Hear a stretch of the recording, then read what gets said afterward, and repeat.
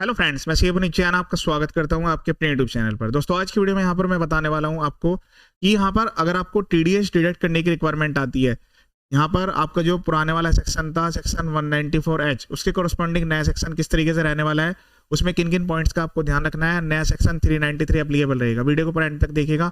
यहाँ पर मैं बताऊंगा क्या थ्रेशोल्ड लिमिट है, क्या चेंज आए हैं और रेट्स क्या रहने वाले हैं। ये इनकम टैक्स की ऑफिशियल वेबसाइट है www.incometaxindia.gov.in। इस पर आपको आना है। आने के बाद यहाँ पर आपको इनकम टैक्स एक्ट पर क्लिक कर लेना है। क्लिक करने के बाद यहाँ पर आपको एक कंपैरिजन टूल दिया रहेगा। अब यहाँ पर आपको क्लिक करने के बाद सेलेक्ट करना है सेक्शन यहाँ पर 194H, जो कि हमारा कमीशन ब्रोकरेज का होता था। इसमें और भी अदर सेक्शन को मर्ज किया गया है। तो यहाँ पर हम सर्च कर लेंगे 194H। ठीक है, तो इस तरीके से जैसे आप इसको सर्च करेंगे तो उसके कोरस्पॉन्डिंग सेक्शन आ जाएगा 393।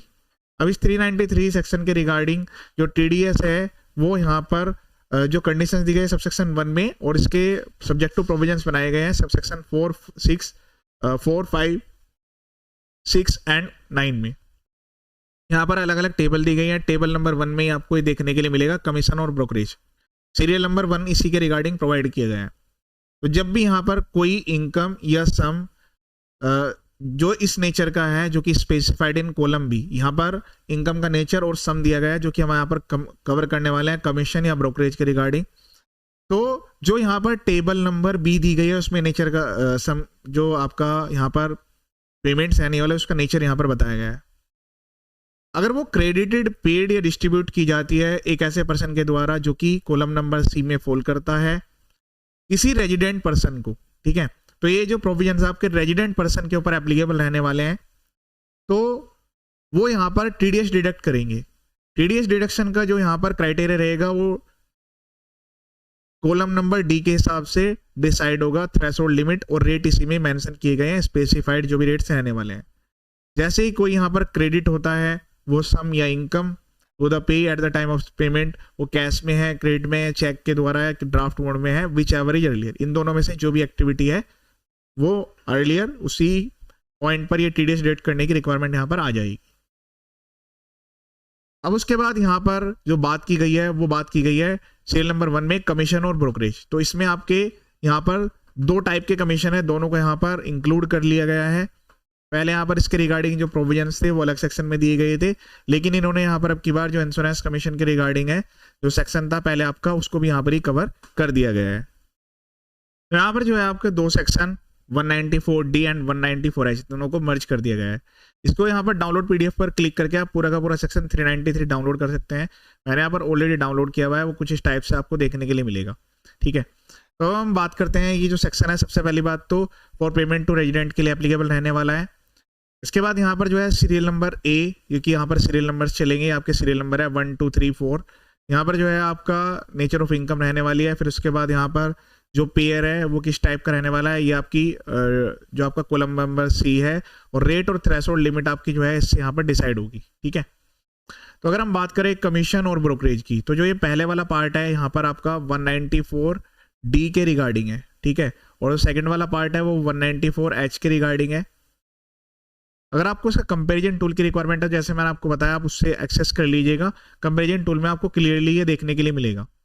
यहाँ पर एनी पर्सन, जो पहले वाला पॉइंट है वो कोई भी पर्सन हो सकता है, और दूसरे वाला जो पर्सन है वो स्पेसिफाइड पर्सन।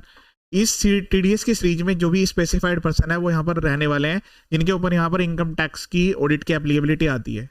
बाकी ये पहले वाला जो पॉइंट है इसका, ये किसी भी पर्सन के लिए एप्लीकेबल रहने वाला है, वो ऑडिट के लिए कवर है या नहीं है। थ्रेशोल्ड लिमिट जो है उसमें 20,000 ही रखी गई है। 20,000 से जैसे कि ऊपर की पेमेंट होगी, और जो लिमिट है यहाँ पर ये पूरे एक साल में आपको चेक करनी होगी, वो पर ट्रांजेक्शन पे आपकी एक्सक्लूड कर रही है या टोटल मिला के कर रही है।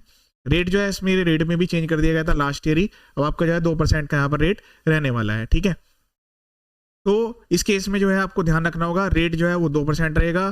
थ्रेशोल्ड लिमिट जो है वो आपकी यहाँ पर 20,000 रुपये रहने वाली है।